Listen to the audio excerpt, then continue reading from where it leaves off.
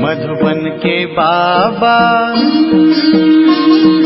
मधुबन के बाबा मुरली वाले, आपका क्या कहना, आपका क्या कहना। ओम शांति। आज 25 जुलाई 2022 के साकार मधुर महावाक्य हैं। आज मीठे मीठे बाप दादा बोले, मीठे बच्चे, पवित्रता का कंगन बांधो तो तुम्हें राज तिलक मिल जाएगा। पावन बनने की प्रतिज्ञा करो। बाबा कहते, मीठे बच्चे, पवित्रता का कंगन बांधो तो तुम्हें राज तिलक मिल जाएगा। पावन बनने की प्रतिज्ञा करो। बाबा प्रश्न पूछ रहे हैं कि तुम बच्चों को अभी किस बंधन में बंधना है। तो बाबा कहते, पाप को याद करने का बंधन। इस बंधन में बंधने से तुम्हारे सब विकर्म विनाश हो जाएंगे और आगे विकर्म करने से बच जाएंगे। आत्मा पावन बन जाएगी। बाबा एक प्रश्न और पूछ रहे हैं कि भक्ति मार्ग का फैशन क्या है। तो उत्तर में बाबा कहते, बर्थडे, जयंती आदि मनाना, यह भक्ति मार्ग का फैशन है। परंतु इससे फायदा कुछ भी नहीं, क्योंकि जिनकी जयंती मनाते हैं उनको यथार्थ रीति जानते भी नहीं है। मुरली का गीत है, तू प्यार का सागर है। ओम शांति। अब गीत बच्चों ने सुना। यह जो कुछ बनाया है भक्ति मार्ग वालों ने ही बनाया है। जब भारत श्रेष्ठाचारी पूज्य था तो कोई भी भक्ति मार्ग का चिन्ह नहीं था। न वेद शास्त्र, न तप, तीर्थ, दान, पुण्य कुछ भी नहीं होता था। यह सब भक्ति मार्ग में निकले हैं। गीत में पहले पहले कहते हैं, तू प्यार का सागर है। जब एक बूंद पिलाते हैं तब हम यहाँ से पावन दुनिया में चले जाते हैं। परंतु प्यार पिलाया नहीं जाता, प्यार किया जाता है। ज्ञान अमृत पिलाते हैं। बाबा है भी ज्ञान का सागर। इतनी नदियां जो निकलती हैं उनका क्रिएटर कौन है? जरूर कहेंगे सागर है। उनसे ही सब नदियां निकलती हैं। तो ज्ञान का सागर परमपिता परमात्मा ठहरा। उनसे तुम ज्ञान गंगाएं निकलती हो। भल उनकी महिमा है, वह है प्रेम का सागर, सुख का सागर है। जब तुम ज्ञान पिलाते हो तब हम स्वर्ग में चले जाते हैं, सदगति को पा लेते हैं। बाप कहते हैं, मुझ ज्ञान सागर को याद करो तो तुम्हारे विकर्म विनाश होंगे, पावन बन जाएंगे।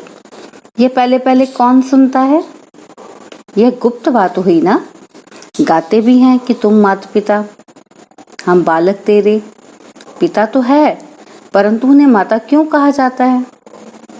पिता तो ठीक है, अब माता किसको कहें? पहले ज्ञान अमृत कौन पीता है? वह आकर प्रवेश करते हैं, ज्ञान सुनाते हैं, तो पहले कौन सुनेगा? जरूर यह। तो ये माता हो गई। इनके कान पहले सुनते हैं। वास्तव में शरीर माता का नहीं है, तो माता कहाँ से लाएं? इसलिए गाया हुआ है, जगदम्बा सरस्वती। सरस्वती को सितार है, वह है ब्रह्मा कुमारी। कुमारी की महिमा बहुत है, ब्रह्मा की इतनी महिमा नहीं है। इतने मेले नहीं लगते जितने जगदम्बा के मेले लगते हैं। जो ज्ञान ज्ञानेश्वरी है उसी पर ज्ञान का कलश रखते हैं। ज्ञान सागर वह है, उनको ही पतित पावन कहा जाता है। पतित है कलयुगी दुनिया, पावन है सतयुगी दुनिया। सतयुग में है लक्ष्मी नारायण का राज्य। अब उन्हें यह राजाई का तिलक कैसे मिला? गाया जाता है, ज्ञान सागर जब आते हैं तब पवित्रता का कंगन बांधते हैं। बहन मुख्य गिनी जाती है, जो बैठ और बहन भाइयों को राखी बांधती है। पतित पावन बाप कहते हैं कि तुम पवित्र बनो तो तुमको राज तिलक मिलेगा। यह बात है संगम की। जबकि मनुष्य पुकारते हैं कि हे पतित पावन आओ, यहाँ तो राजाई है नहीं। बाप कहते हैं कि तुम पतित भ्रष्टाचारी से पावन श्रेष्ठाचारी बनेंगे तो राजाई का तिलक तुम्हें मिलेगा। तिलक कोई दिया नहीं जाता, यह तो समझाया जाता है। पतित दुनिया में तो है ही पतित का पतित पर राज्य। अब पावन बनने की प्रतिज्ञा करो। प्रतिज्ञा अक्षर भी कहने में आता है, लेकिन है ज्ञान की बात। बच्चे जानते हैं कि हम पतित पावन ज्ञान सागर बाप के बच्चे बने हैं, तो जरूर हमको पावन बनना होगा। बाकी तो रक्षाबंधन के दिन राखी बांधने व तिलक देने का सवाल नहीं उठता। तुम तिलक कहाँ देते हो? भक्ति मार्ग में रस्म निकाल दी है, अर्थ तो कुछ भी समझते नहीं हैं। राज तिलक कब और किसको मिला, यहाँ तो है सारी ज्ञान की बात, तो तुमको जाकर समझाना है। यह तुम ब्राह्मणों का काम है। वह जो बहन भाइयों को राखी बांधती है, परंतु वह खुद पवित्र थोड़ी रहती है। पहले कुमारी है तो पावन है, फिर पतित बन पड़ती है। माताएं कन्याएं दोनों राखी बांधने जाती हैं, तो क्या दोनों पवित्र हैं? माता तो है ही अपवित्र, तो अपवित्र को अपवित्र राखी बांधे तो फायदा कुछ भी नहीं होता। रियलिटी में जो होता है फिर उनका यादगार मनाया जाता है। जैसे कृष्ण जयंती हो गई, फिर बाद में बैठकर मनाते हैं। यादगार अथवा बर्थडे मनाना यह तो एक फैशन पड़ गया है। इसमें तो कुछ फायदा नहीं सिवाय खर्चे के। शिव जयंती मनाते हैं अर्थात बर्थडे मनाते हैं, परंतु उनको तो कुछ पता नहीं है शिवरात्रि व शिव जयंती रियल में कब हुई थी। रियलिटी से फायदा होता है, अनरियलिटी से नुकसान ही होता है। यह है ही झूठी दुनिया। राखी उत्सव भी झूठा मनाते हैं। वास्तव में है पवित्रता की बात। पवित्रता की ही प्रतिज्ञा की जाती है। यह तो अभी शुरू हुआ है। पहले तो यह भी नहीं जानते थे कि पतित पावन कौन है, वह कैसे आकर राखी बांधते हैं। तो तुमको कभी पतित नहीं बनना। तुम भी सबको यही कहते हो कि आज से प्रतिज्ञा करो कि हम पावन बनाने वाले बाप से स्वर्ग का स्वराज्य लेंगे, पावन जरूर बनेंगे। पतित बनाने वाले रावण की सेना बड़ी तंग करती है। बाप कहते हैं अब तुम मेरी याद से पावन बनते जाएंगे, विकर्म भस्म होंगे। भगवान उवाच कि मामेकम याद करो तो इस योग अग्नि से तुम पवित्र बनोगे। इसमें तो राखी की कोई बात ही नहीं। पतित पावन बाप कहते हैं मेरे को याद करने से तुम्हारे पास्ट के विकर्म विनाश हो जाएंगे और आगे भी कोई विकर्म नहीं होंगे, क्योंकि तुम पवित्र ही रहेंगे। तुम कितना अच्छी रीति समझाते हो। ब्रह्मा कुमार अथवा कुमारियां, पुरुष भी तो ब्रह्मा कुमार है ना। महिमा माता को दे दी है। माता गुरु तो एक हो भी नहीं सकती। यह प्रवृत्ति का मार्ग है। त्योहार जो मनाते आते हैं वह अंधश्रद्धा से कर लेते हैं, पैसा कमाने के लिए। आगे ब्राह्मण लोग तो एक ही किस्म की राखी ले जाते थे, मेल फीमेल सबको बांधते थे। एक पैसा मिल जाता था। कोई साहूकार आना दो आना दे देते थे। कोई बड़ा साहूकार होता था तो 1 रुपया दे देते थे। अभी क्या कर दिया है, बहन राखी बांध तिलक देती है, फिर भाई बहन को अच्छी खर्ची देते हैं, गिन्नी भी देंगे, 50 रुपया भी दे देते हैं। रस्म ही बदल गई है ब्राह्मण का काम। तुम हो सच्चे ब्राह्मण मुख वंशावली, वह तो है कुख वंशावली। तुम ब्राह्मण ही देवता बनते हो। ब्राह्मण बन फिर पावन बनना शुरू करते हो। पतित पावन है ही एक बाप। अब कन्या राखी बांधने जाती है, फिर अगर जाकर अपवित्र बनती है तो तिलक तो गुम हो जाता है, राजाई मिलती नहीं। यहाँ तो परमपिता परमात्मा ऑर्डिनेंस निकालते हैं कि जो पवित्र बनेंगे वह पवित्र दुनिया के मालिक बनेंगे। पावन तो सिर्फ तुम बनते हो। तो तुमको पहले पहले यह समझाना चाहिए कि राखी बंधन है ही पवित्रता की निशानी। तुम इस काम शत्रु को जीतो तो पवित्र बन जाएंगे। मुझे याद करते रहो। याद का बंधन बड़ा कड़ा है, क्योंकि जन्म जन्मांतर के पापों का बोझा सिर पर है। यह बाप ही समझाते हैं कि सतयुग से त्रेता तक तुम पवित्र थे। पवित्र स्वराज्य था। अब वह कैसे स्वराज्य पाया, यह ड्रामा का चक्र इस रीति फिरता है। पतित पावन बाप ने आकर सबको कहा है कि पवित्र बनो। जो ब्रह्मा मुखवंशावली है, कमल फूल समान ग्रस्त व्यवहार में रह पवित्र बन बाप को याद करते हैं, वही ऊंच पद पाते हैं। 5000 वर्ष पहले भी ऐसा हुआ था, अब भी होना है। आजकल की दुनिया देखो कैसी है।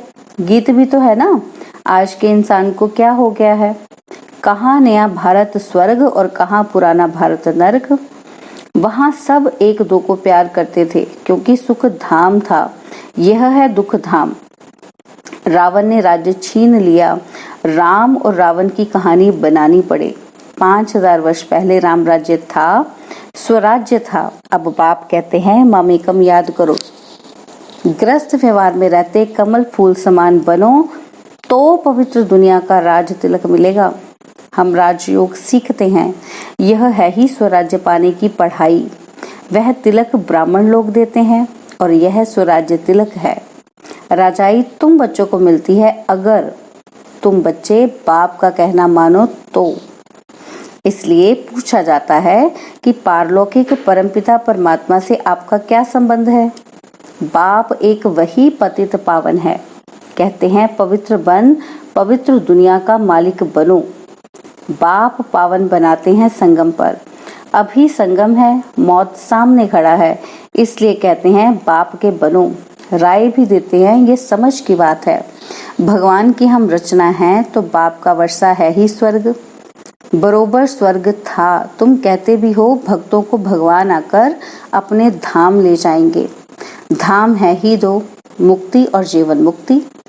भारत जीवन मुक्त था तब दूसरी आत्माएं शांति धाम में थी। सुख धाम था तब दुख धाम था ही नहीं।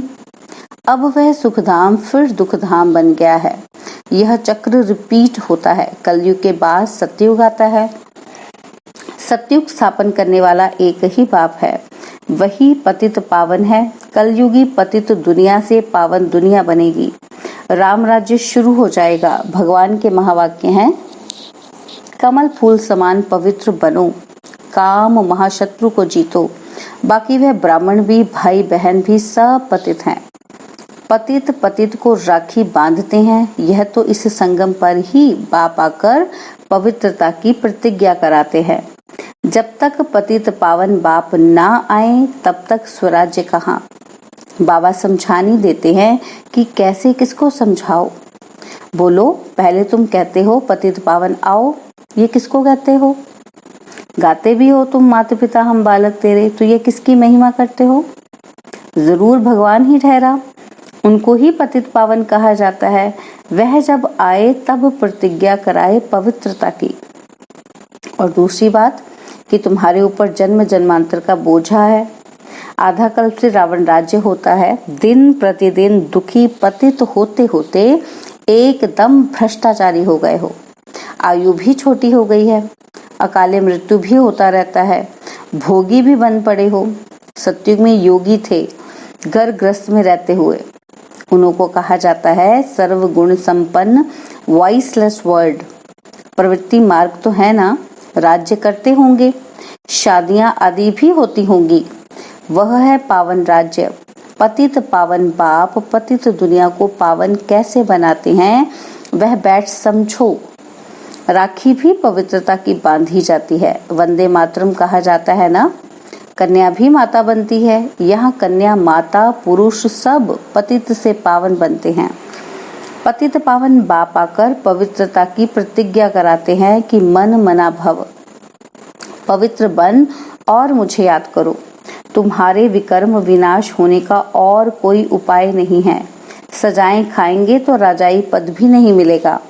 जो योग में रह विकर्माजीत बनेंगे वही विकर्माजीत राजा बनेंगे। विकर्माजीत का संवत 1 से 2500 वर्ष तक, फिर विक्रम राजा का संवत 2500 वर्ष से 5000 वर्ष तक। मनुष्य संवत को नहीं जानते। विक्रमाजीत बादशाही सत्युग त्रेता में चलती है। उनको लाखों वर्ष दे दिए हैं और विक्रम संवत को 2000 वर्ष दे दिए हैं। वास्तव में आधा उनका होना चाहिए। ये सब बातें समझने की हैं। पहली बात है पतित पावन कौन है? पतित मनुष्य ही उनको याद करते हैं, पावन याद नहीं करते हैं। वहाँ है ही सुख तो याद नहीं करते। अच्छा, मीठे मीठे सिकीलदे बच्चों प्रति माता पिता बाप दादा का याद प्यार और गुड मॉर्निंग। रूहानी बाप की रूहानी बच्चों को नमस्ते। हम रूहानी बच्चों की रूहानी बाप दादाजी को दिलवा जान सिकवा प्रेम से नमस्ते। ओम शांति। प्यारे बाबा, मीठे बाबा, मेरे बाबा, शुक्रिया बाबा, शुक्रिया बाबा, शुक्रिया बाबा।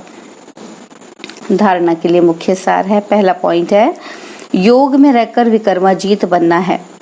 विकर्मों पर जीत पाने से ही विक्रमाजीत राजा बनेंगे। स्वयं को स्वयं ही स्वराज्य तिलक देना है।